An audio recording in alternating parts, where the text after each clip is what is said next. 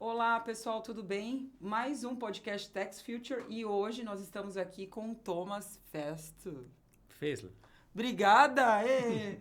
O Thomas, ele é auditor há mais de 17 anos e hoje a gente vai falar um pouco sobre a visão global, como comunicar a reforma tributária, né, nesse progresso que a gente se depara a partir do próximo ano, né, 2026, a gente tem o início da nossa virada de chave.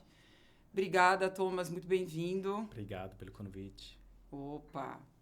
Bom, é muito importante a gente pensar sobre a reforma, não só olhando para o nosso país, né? Porque o Brasil hoje, ele tem muitas empresas que têm presença global, né? E essa presença global tem que ser levada em consideração.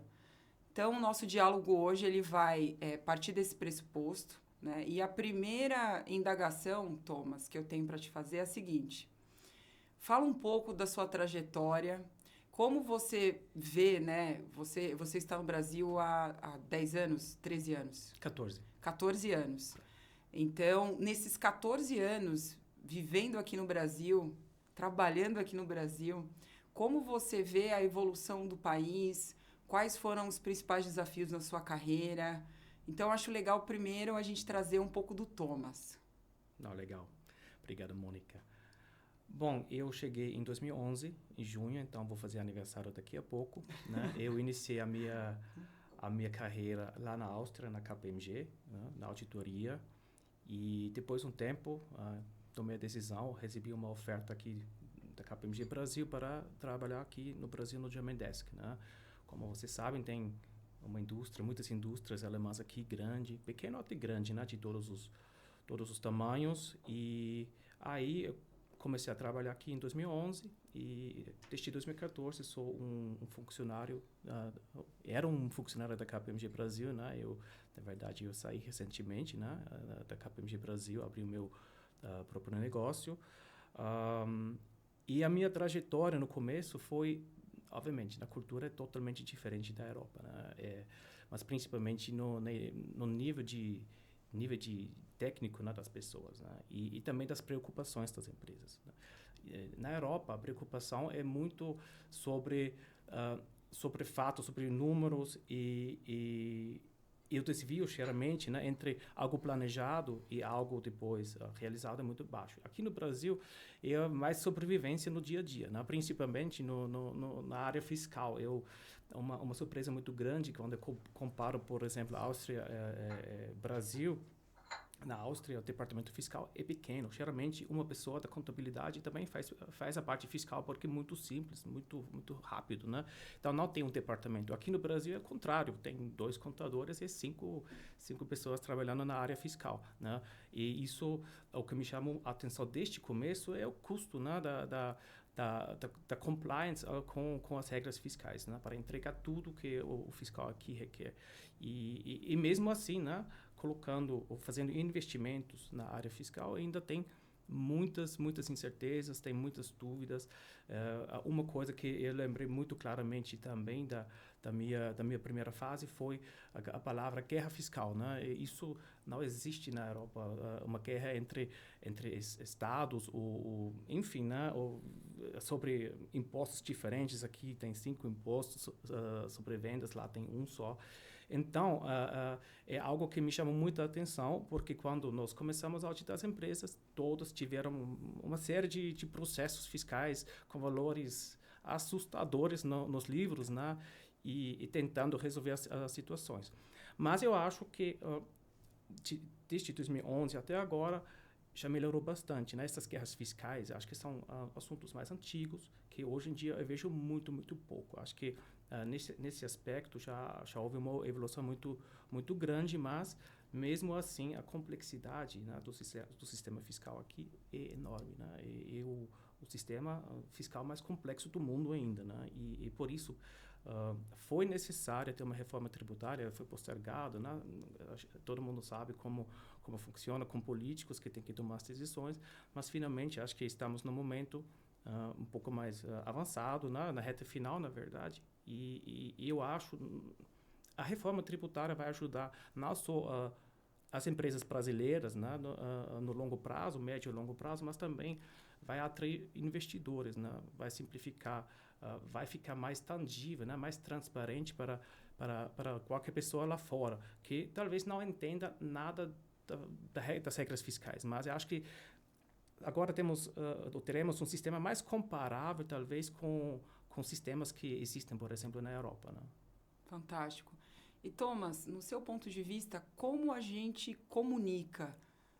Obviamente, tirando muito o tecnês, que foi até algo que a gente conversou nos bastidores, né? Porque quem ocupa uma posição estratégica, né? O CEO, CFO, como você vê a comunicação para essa estrutura estratégica, olhando para esse movimento da reforma tributária e consolidando toda a clareza global? E acho que você já deu uma dica muito boa, né?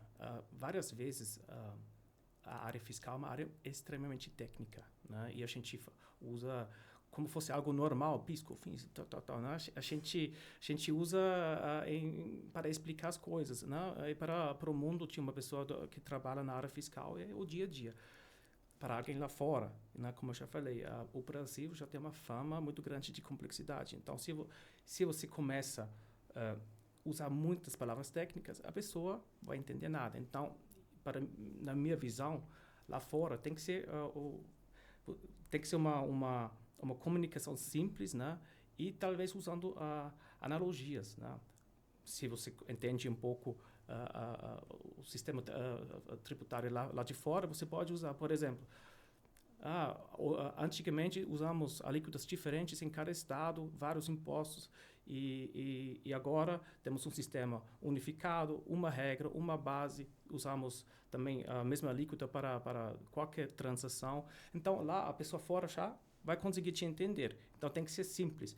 E outra coisa que eu posso falar muito das empresas alemãs, austríacas, né, do Central Europe, eu diria, que são baseadas muito em fatos. Então, eles vão querer saber, e aí, como vai impactar isso no seu negócio? Eu acho que isso precisa se preparar bem para falar, olha, vai impactar a área de compras, a área de controladoria, vendas, TI, né? Uma área que vai ser impactado também bastante pela reforma, e obviamente na área fiscal que vai ser o principal impactado, mas eu acho importante trazer já possíveis impactos para todo mundo entender o que significa isso para a empresa e também para a pessoa lá fora conseguir entender a magnitude, né? Que essa reforma tributária vai trazer para a empresa aqui no Brasil. Fantástico. Tem um ponto que eu acho que a gente tem que abordar, é inevitável.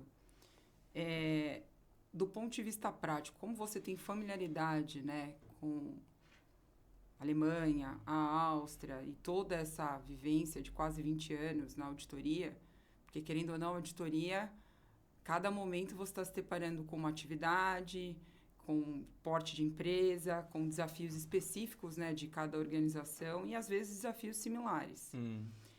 Do ponto de vista prático, como você observa a classificação, né, do olhar do investidor para o Brasil pós-reforma tributária? Então, eu acho, neste momento atual, com o sistema atual, né, entre outros aspectos econômicos também trabalhista, o aspecto fiscal é um dos fatores principais se um investidor vai querer fazer investimento aqui no Brasil ou não. E com a fama que o Brasil já tem lá fora, complexidade, posições de incerteza, processos gigantescos de fiscais em andamento, né? de números que assustam de verdade, né? E muitos investidores falam, vou esperar, não é o meu momento, eu não tenho apetite para assumir tanto risco. Eu queria muito, porque o Brasil é um país enorme, 220 milhões de habitantes, então é um mercado super interessante, um mercado jovem. Eu queria estar no Brasil, mas eles não têm apetite para assumir o risco, né? Eu acompanhei várias vários investimentos aqui no Brasil como auditor, né, principalmente de empresas alemãs, e não empresas pequenas e familiares, também empresas listadas. Eu posso dizer que todas se queimaram, mas queimaram feiamente. E não só por causa de aspectos fiscais, mas foi um dos motivos. Eu sempre brinco quando alguém me pergunta qual foi o melhor investimento que você viu. Eu sempre falo, aquele investidor que desistiu depois a fazer investimento porque ele falou, tá quente demais. Então, talvez voltando novamente no aspecto da reforma, essa nova estrutura da reforma, que fica muito mais tangível para um investidor, né, mais claro, eu acho que vai gerar muito mais interesse, né, em empresas fazendo investimento aqui no Brasil por causa disso. Porque a pessoa que toma a decisão, ele consegue, né, imaginar como funciona o sistema tributário aqui. E até no momento, até para um especialista vai ser difícil entender todos os aspectos, porque tem tantos aspectos, tantas regras, tantas exceções, tanto isso, tanto aquilo, que é muito difícil você falar como até auditor ou até quem auxilia a empresa, o investidor na transação, mapear todos os riscos. É muito difícil mapear tudo. E várias vezes, quando faz uma due diligence e mapear todos os riscos, são riscos enormes fiscais, né? E aí o investidor já fala, não quero, né? Eu acho que a reforma vai facilitar, vai simplificar o sistema tributário e acho que vai ser bom para o investidor ter mais apetite fazer investimento aqui no Brasil. Fantástico. Se você pudesse estruturar um projeto funcional para a reforma tributária em etapas, qual seria a estrutura sugerida do seu ponto de vista técnico? Eu acho importante comunicar, ter um conceito na cabeça, na empresa aqui no Brasil, mas também comunicar isso claramente para as pessoas lá fora. É um projeto que afeta a empresa como um todo. Né? Porque quando a gente fala sobre reforma tributária, todo mundo automaticamente pensa, o departamento fiscal vai resolver. Mas não é bem isso, né? Não. Não é bem isso. Tem um impacto tão abrangente numa empresa, vai afetar a operação como um todo. Então, todo mundo tem que entender isso e colocar isso na cabeça. E não só as áreas operacionais. Fundamental colocar já alguém do TI, porque será que o nosso sistema consegue processar as novas regras? Tem todas as capacidades, né? Capabilities para processar as novas regras. Será que... Mas aí eu tenho uma pergunta para você. Nessa parte a gente vai trocar porque eu acho que é a parte mais profunda da nossa conversa. A TI interna da empresa tem a capacidade de acompanhar, porque é uma TI generalista. Então, do seu ponto de vista, é melhor uma empresa de tecnologia externa ou interna? Eu acho que vai precisar dos dois, né? O interno, que entende todo o ambiente, né? Mas eu concordo que vai precisar de uma empresa que ajuda, que já tem algo pronto, né? Um sistema que funciona, que vai te direcionar e ajudar durante o projeto, ao longo do projeto, né? Vamos fazer um exemplo, compras. Compras vai ser uma área que certamente vai ser afetada. Por quê? Porque o preço de venda do seu fornecedor vai mudar, né? Então, mas você tem que saber disso com antecedência, porque se tem um fornecedor estratégico, né, você já precisa saber como vai mudar a sua matéria-prima. E se aumenta o custo, vai até o preço de venda. Então, se você não sabe como o seu custo de matéria-prima ou o preço de venda vai mudar, então você não consegue direcionar e posicionar a empresa de uma forma mais estratégica. Então, eu acho que você precisa do TI interno, que conhece todo o ambiente, conhece o sistema, como conectar e todas as especificações, mas o externo, que é o especialista, que já se preocupou com as novas regras, que já sabe como vai funcionar. Então, eu acho que vai precisar dos dois acompanhando o processo, em conjunto com as áreas operacionais, né? Como eu já falei, compras, vai ter a controladoria, tem que entender a formação dos custos, né, dos produtos, venda, né? O departamento de venda vai precisar de saber como vai ser o meu preço de venda. E tudo isso você pode fazer com quem? Uma empresa que tem uma plataforma que realmente consegue pegar os números atuais, né, considerando o sistema atual, e transformar, né, em números após reforma. Aí você pode fazer simulações, você vai saber como vai ser o preço de compra. Você pode simular talvez o preço do produto e você consegue determinar um preço de venda, né? E porque se uma empresa, um cliente seu já quer se preparar e pergunta, e aí, como vai ser o preço de venda a partir de 26? E você fala, eu não sei. Não dá. E pior ainda, esse cliente, seu concorrente já sabe. Pois é. Aí você pode perder o mercado, porque se eu, como seu cliente, se preciso escolher entre uma empresa que já sabe qual é o preço e a outra que ainda não sabe, eu vou com mais seguro, né? Eu vou trabalhar com o preço que já tenho, né?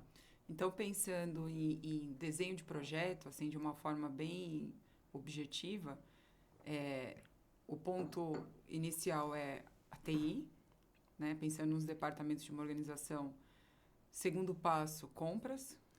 Controladoria. Terceiro, controladoria. Quarto, vendas.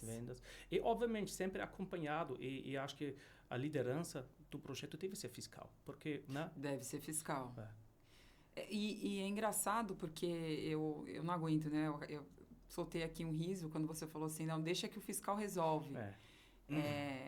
Durante toda a minha carreira, eu sempre ouvi a seguinte frase, né? A área fiscal é a curva do rio.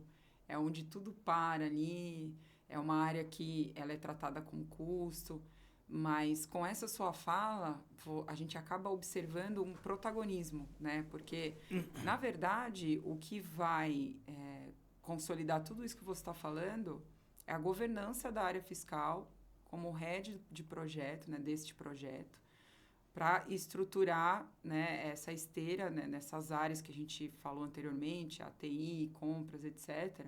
E ela vai fomentar essa visão estratégica, Exatamente. poder guiar a companhia de uma forma sensata.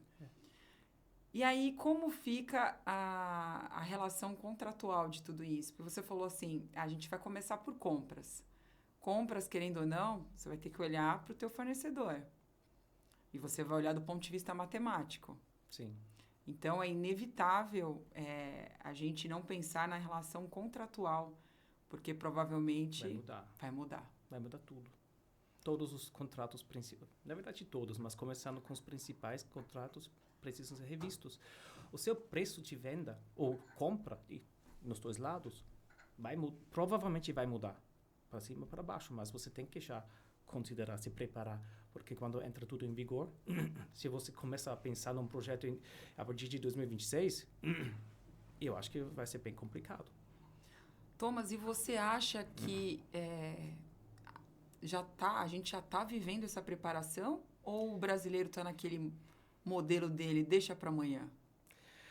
Eu vejo os dois. Tem empresa que está se preparando, principalmente as empresas maiores, né, que realmente já tem... Mas também depende um pouco da estrutura da empresa, né? A empresa maior já tem mais mão de obra, tem mais recursos para se preocupar, tem mais recursos para contratar talvez um terceiro. Uma empresa pequena, né, tentando resolver as coisas do dia a dia, não tem tempo para fazer, vamos deixar para amanhã. Né? É uma cultural um pouquinho aqui no Brasil, eu vejo os dois, mas também eu já vi empresa grande, relativamente grande, dizendo, olha, eu não quero me preocupar com a reforma agora, porque até a gente conhece os nossos políticos, até fica tudo final, vai mudar ainda 10 vezes, então eu não quero agora gastar tempo, energia, dinheiro para implementar alguma coisa que ainda vai mudar 5 vezes. Né? Então, tem esse tipo de empresa também. Eu, pessoalmente, eu acho que esse tipo de pensamento, não quero dizer errado, mas eu acho que vai sentir mais no futuro, porque muita coisa que hoje em dia está sendo desenhado na reforma não vai mais mudar. Né? E um projeto em andamento já significa que já tem uma estrutura, já tem algo em andamento, reuniões periódicas, etc., né? Validação de sistema e tudo mais. Né? Alguém se preocupando com a própria área. Mas agora, se você começa em 2026 tudo tem que funcionar. Então, eu acho as empresas precisam iniciar o quanto antes o projeto.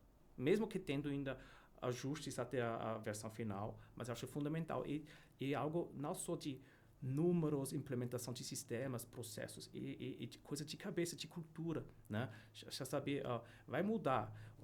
A pessoa do departamento de venda tem que entender que a formação de preço vai mudar, né? Ele tem que ter isso na cabeça já, porque a gente sabe como funciona a mudança de conceitos, de processos na cabeça das pessoas, não um dia para outro, né? Isso é um processo também. Então, eu acho que as empresas têm que se preparar, têm que colocar um projeto em pé o quanto antes e para ter um sucesso. E eu sempre falo, você falou hoje em dia, departamento fiscal sempre é só um custo e tal. Eu vejo isso também, é estratégico agora. As empresas com a reforma, o impacto vai ser tão grande que a estratégia da empresa precisa ser revista. Não significa que ela vai mudar, mas ela pode gerar a necessidade de mudar, se reposicionar, de correr atrás de outros fornecedores, outros clientes. E eu acho que tudo isso precisa ser iniciado agora, né? E o Departamento Fiscal tem um protagonismo agora, né? Porque, como você disse, eles fornecem os dados e são informações importantes para se posicionar estrategicamente para o futuro, se preparar para o futuro.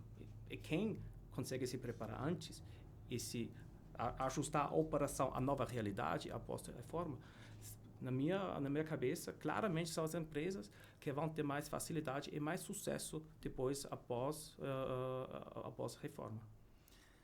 E se você pudesse fazer uma analogia do profissional da área de techs antes da reforma e agora com a reforma, como você vê a evolução desse profissional? Principalmente aquele que hoje ocupa uma posição em uma multinacional. Porque ele é o indivíduo que vai fomentar os dados que tendem a ser distribuídos para as outras unidades, né? Então, como você vê a condução desse profissional antes e depois? Eu acho que já falei um pouco no início da minha fala. Sai um pouco mais do técnico, porque hoje em dia tem tanta complexidade que você tem que ser extremamente técnico.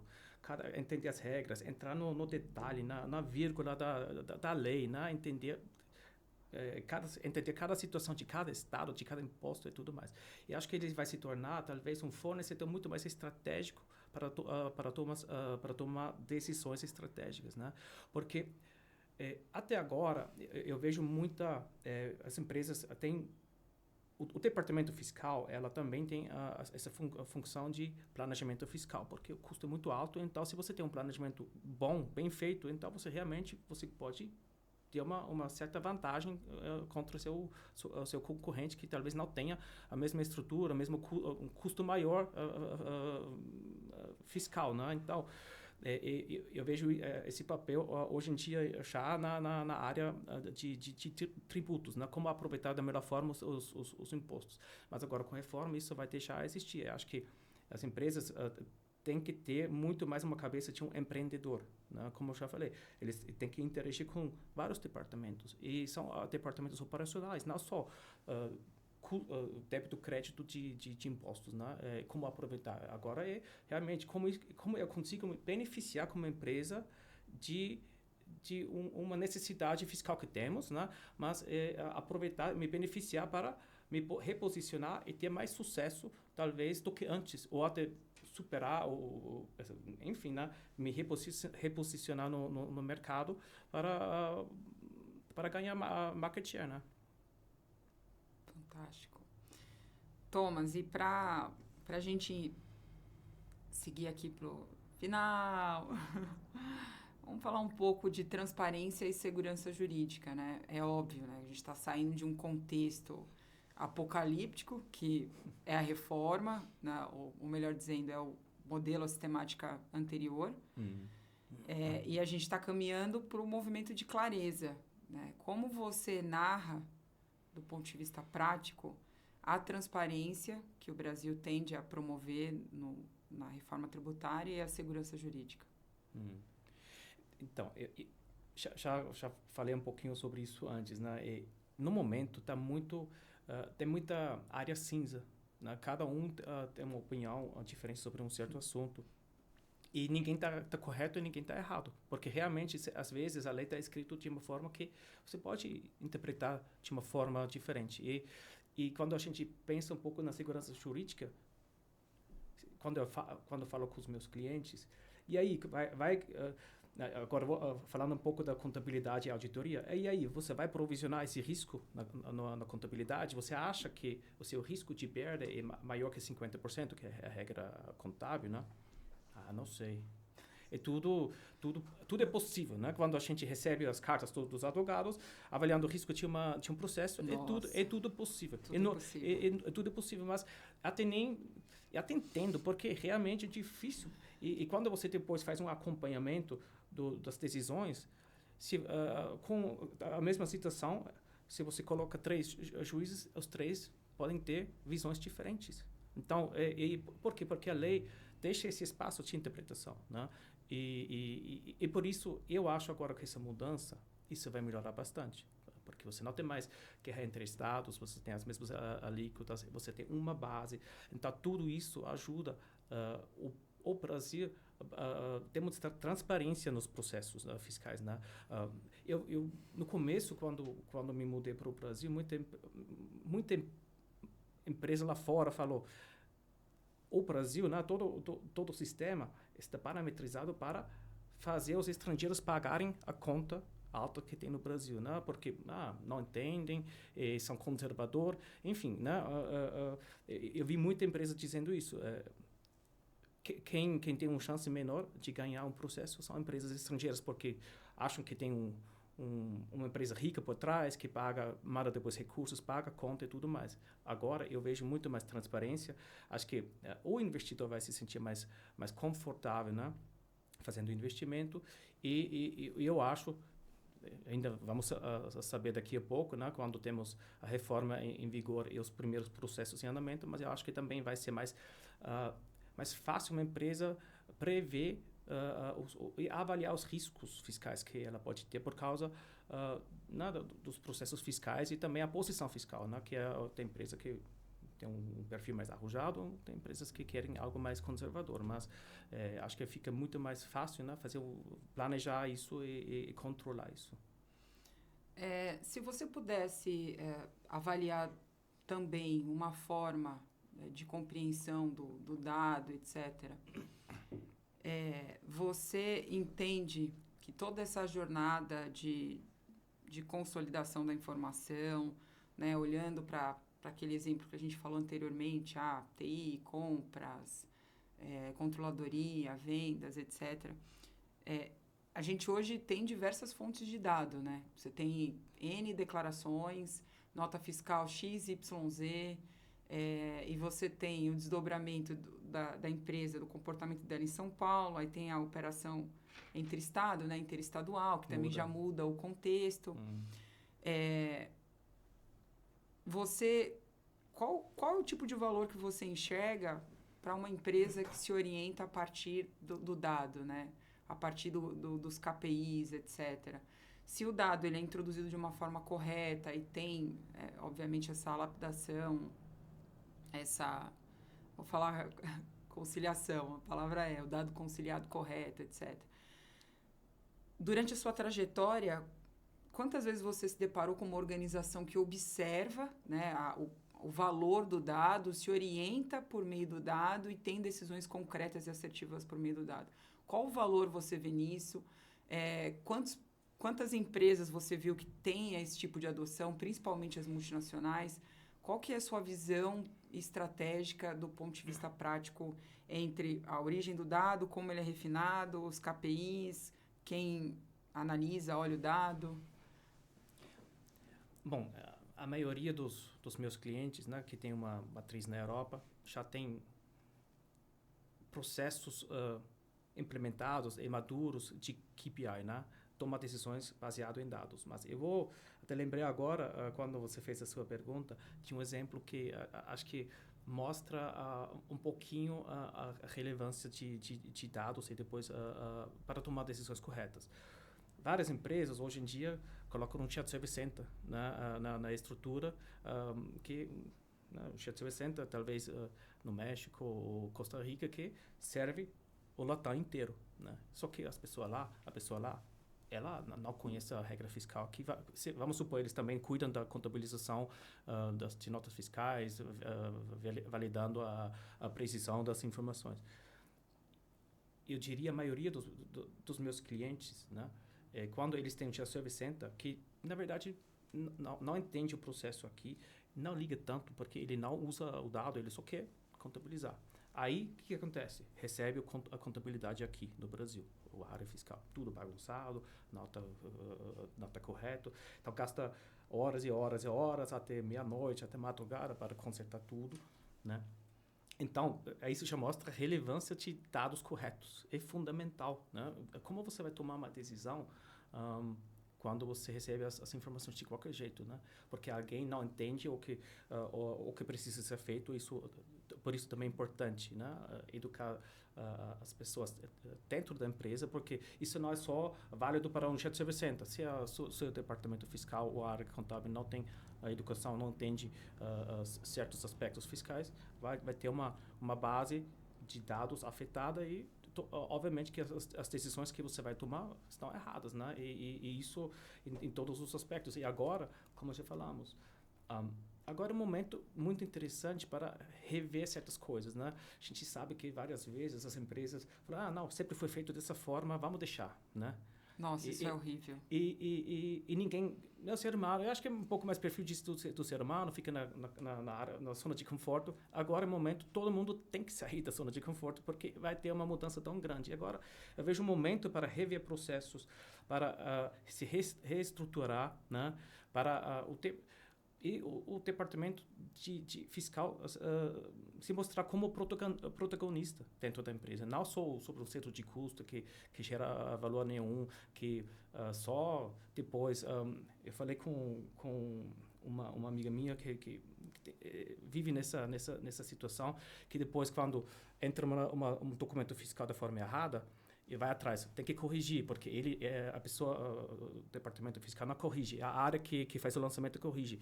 Então, como eles estão sendo vistos como chatos, como custo, que depois só que precisa entregar depois as obrigações. Então, eu vejo isso agora um momento para se reposicionar como departamento fiscal, mas também a empresa se reposicionar e ver se alguns ou certos processos ainda fazem sentido, se quer mudar ou não, né? Eu acho que isso é um bom momento, porque é necessário para todo mundo agora.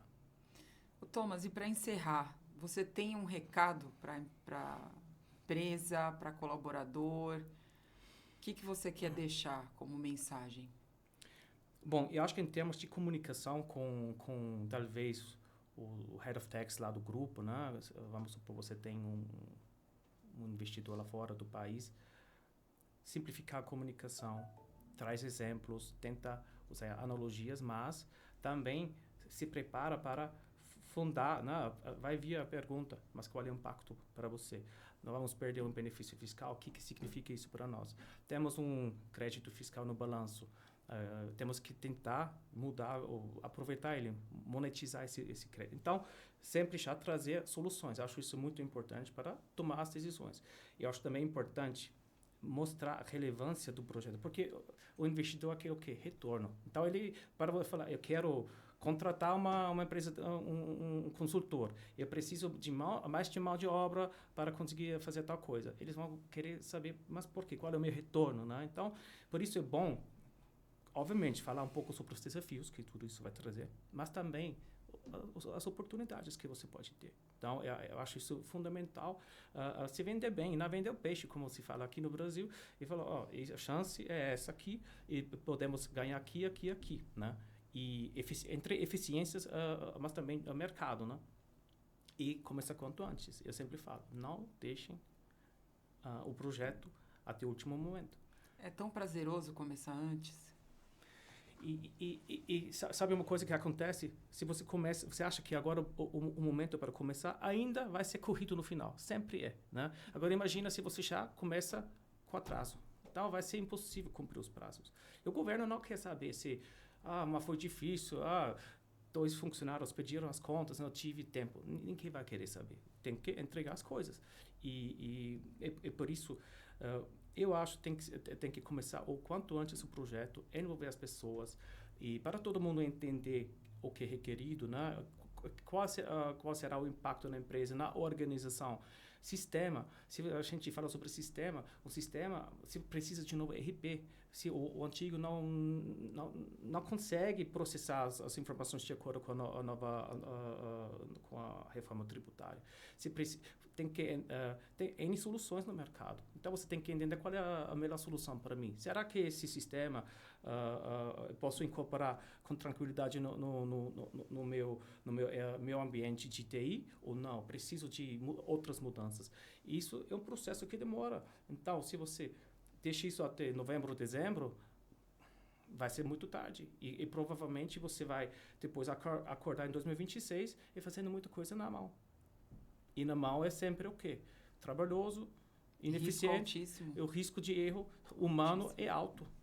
E provavelmente, se você ainda não se preocupou com as novas regras, aquilo que você vai fazer tem chance alta de que seja errado. Então, você vai provavelmente precisar de ajuda. Não tinha um terceiro que tem expertise para processar as informações. Então, eu acho, eu entendo a cultura brasileira, né, de vamos esperar um pouquinho, vamos ver qual será o resultado final, mas eu acho que aqui é algo tão fundamental, algo que gera um impacto tão grande na operação, nas empresas, na estrutura, em tudo, que é algo que precisa ser valorizado mais, né?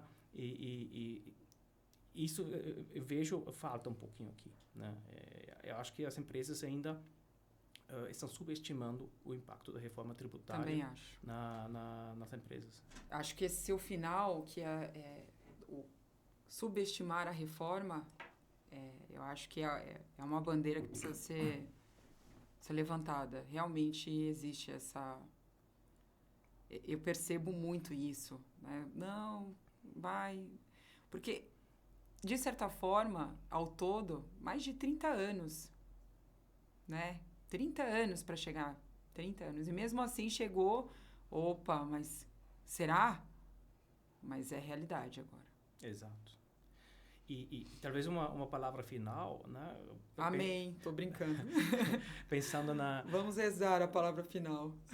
Pensando na comunicação com a matriz, se você explica da forma adequada a relevância e as oportunidades que você tem, e os recursos adicionais que você talvez precise, lá fora todo mundo vai entender e vai te dar os recursos. Então, mas você tem que ser preparado. Não, sempre, né? Você tem que ser preparado para a conversa com o seu Head of Tax, mas também ser preparado para 2026, quando a reforma tributária entrará em vigor. Bom, acho que por hoje é só.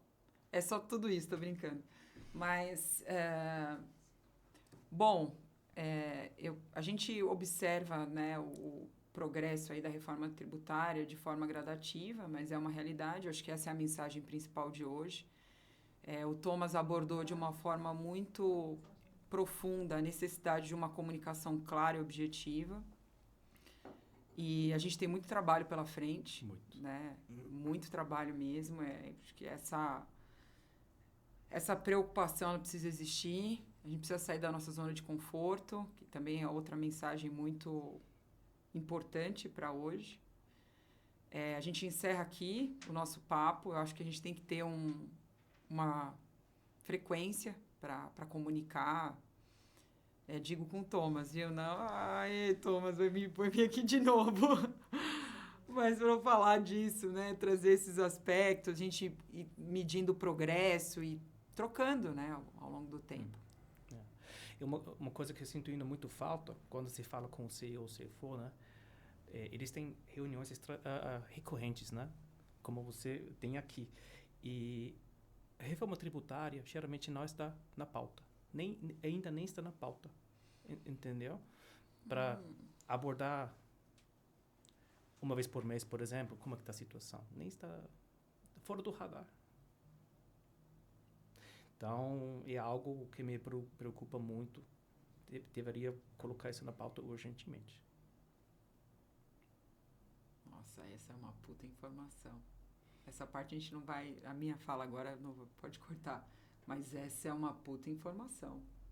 Puta boa. Tem a puta ruim e tem a puta boa. Não, mas é preocupante, né? Se realmente ainda nem tem na pauta de discussão. E são vários aspectos fiscais. Aspectos fora da reforma tributária. Quando você traz algum... Thomas, vamos montar um café, alguma coisa? Não, não, vamos agradecer, peraí. O Gabi, depois você corta isso, viu? Gabi é a nossa guria que faz a edição, maravilhosa, ela é linda, um raio de sol. Mas, Thomas, obrigada pela sua participação. Obrigado pelo convite. Eu acho que tem muita coisa para a gente abordar juntos.